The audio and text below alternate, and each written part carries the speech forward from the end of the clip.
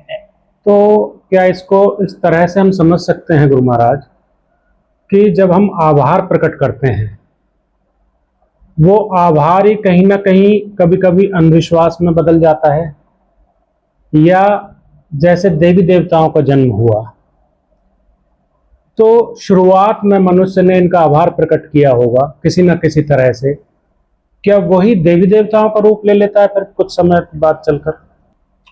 जो हमारे ऋषियों ने, पीरों ने, पैगंबरों ने, संत महापुरुषों ने जो हमें समझाया वो हम समझ नहीं पाए। क्यों नहीं समझ पाए? उन्होंने तो जो हमें समझाया था हमारे सुख के लिए समझाया था, मगर अब जो लोग हमको समझा रहे हैं उन्होंने इसको व्यापार समझ लिया है। जैसे मेरी बात का आप यदि बुरा न माने, क्या आज आप विचार नहीं करते जिसके पास जितनी अधिक संपत्ति उतना ही बड़ा संत है, उतना ही बड़ा, जिसके पास जितनी ज्यादा भीड़ है, जिसके पास जो ज्यादा पैसे लेता है वही बड़ा ज्योतिषी है। हाँ, बिना मूल तत्व को जानने। जो ज्यादा पैसे लेता है वही बड़ा पंडित है जी। जो हमारी बहनों को और बेटियों को और उनको जो गलत दिशा में ले जाते हैं, घरों में झगड़े पैदा कराते हैं, वही मुल्ला और वही पंडित नहीं हो गए, वही सियाने दीवाने नहीं हो गए। तो हमारे ऋषियों ने, मुनियों ने, पीरों ने, पैगंबरों ने, अच्छे लोगों ने जो हमें समझाया, वो लोगों ने हमें बरगला दिया, उसको छुपा लिया। जैसे आपने कहा देवी देवता, अब ये देवी देवता क्या है? जैसे मैंने अभी आपसे कहा कि जो हमें कुछ देता है उसको देवता कहते हैं, जो कुछ हमें देती है उसको देवी कहते हैं।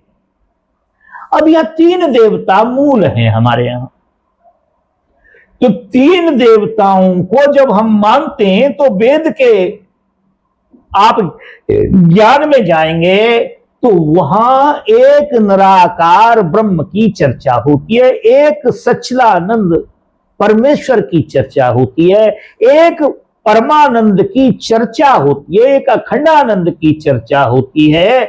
क्यों? क्योंकि वो एक है। और इसी प्रकार से वेदों में उसको कहीं ओम कहा है, कहीं उसको प्रणव कहा है, कहीं उसको राम कहा है। जैसे आपने देखा हो रामायण के मध्य में शिव का विवाह होता है, शिव और पार्वती का विवाह होता है, तो गणेश जी की पूजा होती है। अब लोग क्या करते हैं कि गणेश जी की पूजा कर देते हैं। वो किस गणेश को गणेश समझ लेते हैं? समझे नहीं, वो उसी परम तत्व का नाम एक गणेश भी है, उस गणेश की पूजा। और अभी तो शिव और पार्वती का विवाह हो रहा है, उसके बाद उनके बच्चे का जन्म होगा। तो वो जो शुद्ध परम तत्व है जिसको निराकार कहते हैं, जो सारे ब्रह्मांडों का नायक है, ऐसे ऐसे अनेकों नायक ब्रह्मांड हैं जो उनका नायक है, जिनके भय से, जिनके डर से समुद्र अपनी स्थिति में है, सूर्य अपनी स्थिति में, चंद्रमा अपनी स्थिति में, पृथ्वी अपनी स्थिति में, हम और आप सब अपनी अपनी स्थिति में अपने अपने दायरे में खड़े हैं। तो वह जब इस पृथ्वी के ऊपर अनाचार और अत्याचार पैदा हो जाता है, जैसे आज ही हम देख रहे हैं, हर एक सेकंड में मर्डर हो जाता है, हर एक सेकंड में मर्डर हो जाता है, तो तब सब लोग मिल करके हमारे महापुरुषों ने दुखी होकर के उस परमेश्वर से प्रार्थनाएं की कि आप ही हमारी रक्षा कर सकते हैं। हम तो सारे कार्य करने के बाद थक गए, रिजल्ट नहीं, कोई रिजल्ट नहीं आ रहा है। तो वो जो परमेश्वर है, परमेश्वर जिसको कहते हैं, परमात्मा कहते हैं, उसे जो मालिक कहते हैं, वह अपनी किसी विशेष शक्ति को यहां भेज देता है, उसी परम तत्व को किसी शक्ति के रूप में भेज देता है। और वो क्या करता है? देखो राम ने क्या किया। राम ने रावण को मारने के लिए हम सबको इकट्ठा किया, गिलहरी को, चीतों को, वानरों को, सबको इकट्ठा किया, अच्छे को, बुरे को, सबको इकट्ठा किया। इसी प्रकार से कृष्ण ने आकर के सबको इकट्ठा किया, महात्मा बुद्ध ने भी वही काम किया, कबीर ने भी। तो सबको इकट्ठा करके बताते हैं कि हम दुखी क्यों हो रहे हैं। दुखी इसलिए हो रहे हैं कि हमारे अंदर अज्ञान अधिक हो गया है, ज्ञान खत्म हो गया है। सुख देने का काम ज्ञान करता है, दुख देने का काम अज्ञान करता है। सबको इकट्ठा करके वह वो ज्ञान प्रदान करते हैं और वह फिर अपने लोग को चले जाते हैं। अब क्या होता है, लोग जो है जैसे राम की बात को नहीं मानते हैं, राम को मानते हैं, कृष्ण की बात को नहीं मानते, कृष्ण को मानते हैं। हमारी बेटियां यदि सीता का चरित्र धारण कर लें, पति के साथ किसी भी कंडीशन में रहना है, पार्वती का चरित्र धारण कर ले हमारी बेटियां, तो मैं ये समझता हूं कि हमारा जीवन सार्थक हो जाएगा। किसी पुलिस की, किसी प्रशासन की, किसी बकासुर की, किसी अकासुर की, किसी ऐसे सुर की जरूरत नहीं पड़ेगी और ना कोई रावण हमारे बेटी के जीवन में आएगा। होता क्या है कि हम इनकी प्रतिमाओं को बना बना करके लोगों के धंधे चला रहे हैं। हमें राम की बात नहीं माननी चाहिए, राम की बात माननी चाहिए, राम को नहीं मानना चाहिए, शिव की बात मान। अब देखें, शिव को आप कभी भी देखेंगे तो आंखें चढ़ी हुई मिलेंगी साधना करते हैं। आप भी साधना कीजिए, आप शिव हो सकते हैं, आप हनुमान हो सकते हैं। तो हम लोगों को भरमा दिया, बहका दिया। ये जो हमारा धर्म है या अन्य धर्म है, ये व्यापारियों के हाथ में आ गए हैं, आताताइयों के हाथ में आ गए हैं। इसलिए वो वही काम बताते हैं आपको जिससे उनके धंधे चलते हैं। भागवत कोई कराता है, उसके घर कुछ नहीं होगा, वो 2-4 लाख रुपए खर्च कर देगा, मगर जो भागवताचार्य है वो 100, 200, 500 करोड़ रुपए का आदमी अवश्य हो जाएगा। तो हमारे महापुरुषों ने, हमारे ऋषियों ने हमें नहीं बहकाया, उन्होंने तो हमें सार्थक बात बताई, ज्ञान बताया, उसके आकार बताए कि कैसे कैसे जब पृथ्वी पर अनाचार और अत्याचार बढ़ता है तो कोई किसी रूप को धारण करने के बाद वह परमेश्वर उस शक्ति को यहां भेजता है और उसका नाम वो रख देते हैं, खत्म हुई बात। तो गुरु महाराज, हम ये कह सकते हैं कि बिना आभार प्रकट किए भी जीवन का सुखमय रूप से चलना बड़ा मुश्किल हो जाएगा सांसारिक रूप से।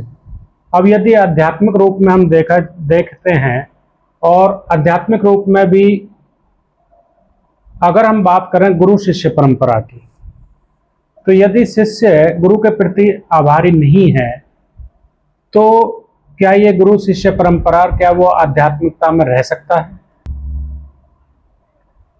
कि गुरु और शिष्य क्या है? एक संत ने कहा है कि हाट का गुरु बाट का चेला। हाट माने दुकान, बाट माने रास्ता होता है। ये कभी कामयाब नहीं होते। कबीर साहब एक शब्द में कहते हैं कि इधर से अंधा जागता और उधर से अंधा आए, अंधे को अंधा मिला, अब रास्ता कौन बताए। ये जो आभार प्रकट करने की बात की कि गुरुओं का हमें आभार प्रकट करना चाहिए, नहीं करना चाहिए।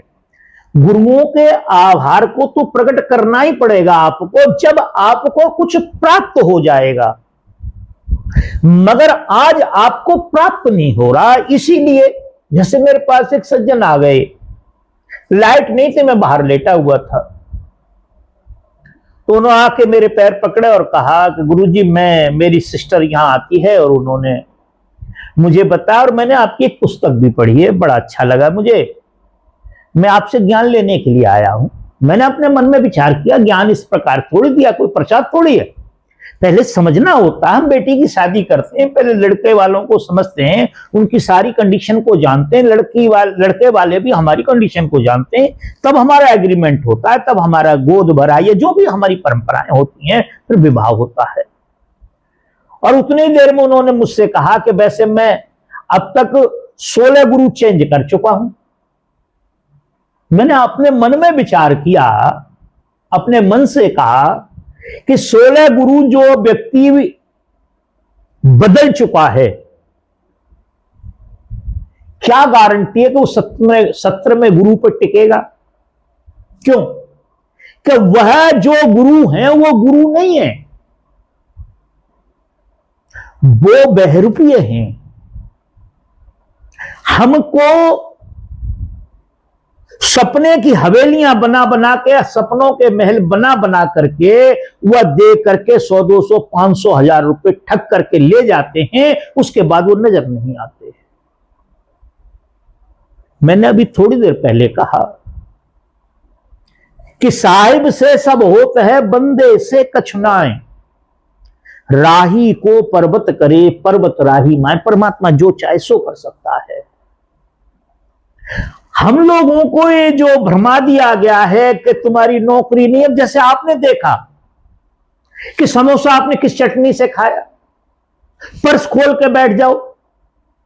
बंधुओं, मैं हाथ जोड़ के प्रार्थना करूंगा, मेरी बातें कड़वी होती हैं, कोई अपने हृदय पे ना ले इस बात को। जो संसार में चल रहा है मैं उसको कह रहा हूं। एक अपने आप को शिव योगी बने हुए थे। आपने देखा यूपी में एक सत्संग हुआ, 123 लोग मर गए। मरे तो हजारों होंगे, 123 लोग। वह परमात्मा से नीचे कभी बात नहीं करते थे। वो कहते कि जिसके ऊपर मैं कृपा कर देता हूं सब ठीक हो जाता है। तो भाई वो 23 लोगों पे 123 लोगों की जो हत्या हुई, जो मरे, मैं तो हत्या ही कहता हूं, तो क्या उनके ऊपर कृपा नहीं कर देनी चाहिए थी? एक व्यक्ति अभी अभी कहते हैं कि एक लोटा जल सभी समस्याओं का हल। अभी हमने देखा कि उनके सत्संग के अंदर भगदड़ मच गई, 50-40 लोग मर गए। क्या यही हल है? यह हल नहीं है। सुख केवल ज्ञान से प्राप्त होता है। सुख के लिए ज्ञान चाहिए और ज्ञान केवल संतों से मिलता है। और संत को पहले जाने परखें। जो संत हमारे सांसारिक कामों को बनाने के लिए कह रहा है, गारंटी दे रहा है, वो बहरूपिया है, वो संत नहीं है। संत हम उसे कहते हैं जो हमारी आदतों में सुधार ला रहा है, जो हमारे मन की दौड़ को रोक रहा है। जैसे भजन, भजन का अर्थ क्या है? भजन का अर्थ है मन की दौड़ को रोकना, जो भग रहा है उसे रोकना। और जो ये कहता है कि बेटा जो तुम कर आए हो उसके अनुसार तुम्हें यहां फल मिल रहा है, आज जो करोगे कल मिल जाएगा, अच्छा करो, अच्छा बनो। मैं समझता हूं जो हमेशा परमेश्वर की, एक बार हम गुरु महाराज से मिले तो गुरु महाराज ने हमसे कहा कि एक बात याद रखना, दो चीजों की बराबरी मत करना आप कभी भी। दो आदमियों से कंपटीशन मत करना, उनके सामने मत खड़े होना। हमने कहा कौन? बोले एक ब्राह्मण और एक संत। हमने कहा गुरु महाराज ये तो आपने विपरीत दिशा में बात कर दी। 24 घंटे आप यही कहते हैं कि इन लोगों ने सब खत्म कर दिया, बेकार कर दिया, बेकार कर दिया। कोई किसी बच्ची का अपना वो दिखाने जाता है तो आप ये कहते हैं कि उसको अपना भविष्य नहीं मालूम है, तो दूसरे का भविष्य क्या मालूम होगा। पंडित लूटते फिरते हैं और ऐसे। उन्होंने कहा कि आप मेरी बात को समझे नहीं। जो तू ही तू कह रहा है परमेश्वर के लिए, जो कुछ कर रहा है परमेश्वर कर रहा है, वही सच्चा संत है और वही सच्चा ब्राह्मण है। और जो मैं ही मैं कर रहा है कि मैं ये कर दूंगा, मैं ये कर दूंगा, मैं ये कर दूंगा, मैं ऐसा कर दूंगा, तो वो कहते ये पाखंडी डाकू और बदमाश हैं। शकल के रखने से, नाम के रखने से और किसी घर में पैदा होने से कोई कुछ नहीं हो जाता है। तो मैं तो ये समझूंगा जब संत होते हैं और संतों की जब कृपा और दया होती है, दया मेहर जब होती है, तो क्या हमारे अंदर ऐसी क्षमता है कि हम कृतज्ञता प्रकट ना करें? ऐसा क्या हो सकता है? ऐसा नहीं हो सकता। वो तो करना ही पड़ेगा। आप न चाहते हुए भी आपके मन से हो जाएगा और आप एकदम गिर पड़ेंगे उनके सामने, लठ की तरह गिर पड़ेंगे। तो ये हमने जो वर्गला दिया है लोगों को, इसलिए पहले मैं ये कहूंगा, पहले संत को जाने, खूब अच्छी तरह से जाने, उसके बाद अपने जीवन को वहां समर्पण करें। संत यदि ये कहता है कि दोनों टाइम बैठ के भजन सुमरण करें, दोनों टाइम नियमित उठ करके भजन स्मरण करें, किसी की बेईमानी ना करें, किसी के दिल को ना दुखाएं, माता पिता की सेवा करें, समाज में अच्छे बने, आप मानना कि ये ठीक है, आप मानना ये ठीक है। और जो 24 घंटे चमत्कारों की ही बात कर रहा है, केवल 24 घंटे चमत्कारों की बात कर रहा है, मैं समझता हूं नहीं, वो आपको कुछ नहीं दे पाएगा। वो केवल अपना घर बना रहा है, अपना परिवार बना रहा है, अपना ऐशो आराम के सब सिस्टम इकट्ठे कर रहा है, आपका कोई कुछ नहीं हो रहा है। तो साथियों, आज हमने आभार के प्रति मुझे तो एक देखने का एक नया दृष्टिकोण मिला है। आशा है आपकी भी यही स्थिति होगी। तो आज के इस सत्संग के लिए गुरु महाराज जी आपका बहुत बहुत आभार। जैसी हमारी नज़र होगी वैसा ही नज़ारा बन जाएगा। तो साथियों, हमें खुद को ही बदलना है, सही आदमी से मिलकर उसका आभार प्रकट करना, उसका दिल से धन्यवाद देना, मुझे लगता है यही सुखी जीवन का रास्ता हो सकता है। धन्यवाद।